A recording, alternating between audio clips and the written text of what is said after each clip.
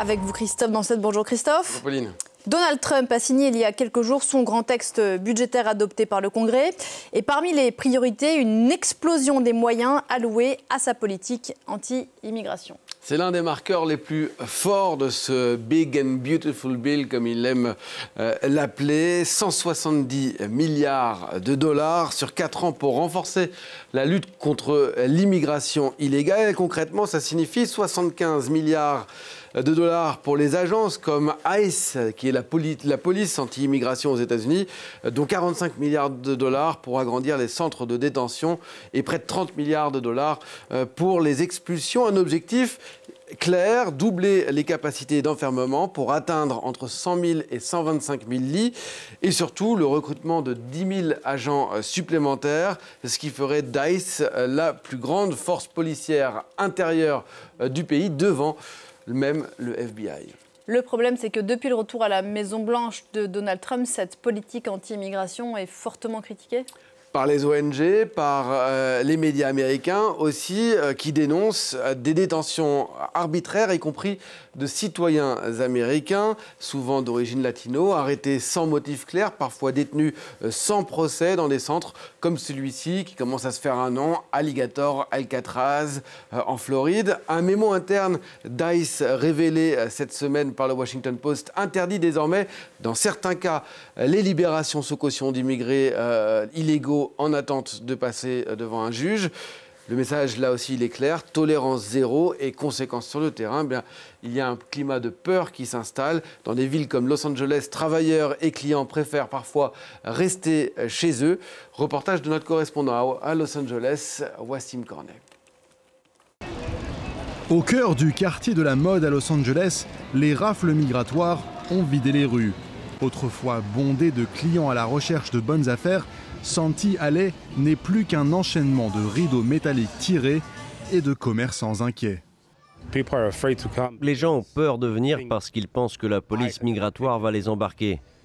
Nos ventes ont chuté d'environ 80% au quotidien.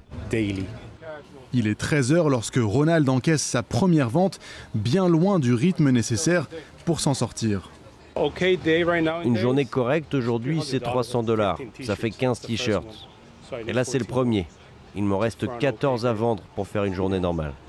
Les descentes comme celle-ci sont quasi quotidiennes depuis plusieurs semaines. Des vidéos d'arrestations en plein jour largement relayées en ligne, installant un climat de peur au sein des communautés immigrées.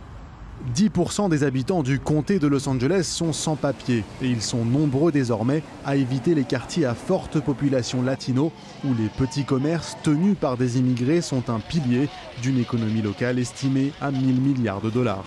C'est le cas d'Olvera Street, berceau historique de la ville et haut lieu du tourisme où la fréquentation s'est effondrée et les boutiques ferment les unes après les autres.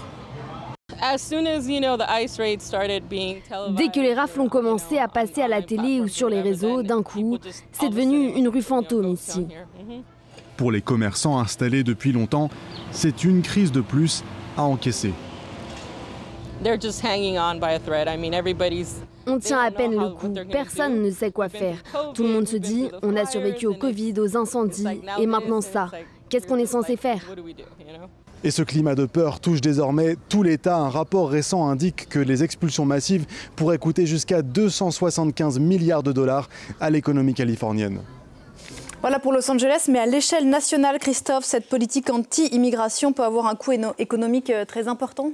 Le Wall Street Journal a publié hier son étude trimestrielle sur l'état de l'économie américaine. Et si les 69 économistes interrogés globalement sont plus optimistes qu'il y a 3 mois, la politique anti-immigration les inquiète particulièrement. Selon eux, elle coûtera environ 0,2 points de croissance cette année et 0,3 points l'année prochaine parce que les immigrés représentent une population importante aux États-Unis, près de 48 millions de personnes au total, si on comprend les légaux et les illégaux, soit près de 15% de la population. Les sans-papiers, eux, seraient autour de 11 millions. Parmi eux, la très grande majorité est en âge de travailler, 90% contre 61% des Américains qui ont la nationalité américaine. Et ils s'occupent souvent des postes que personne d'autre ne veut, dans la construction par exemple, un travailleur sur 8 est sans papier, dans l'agriculture aussi.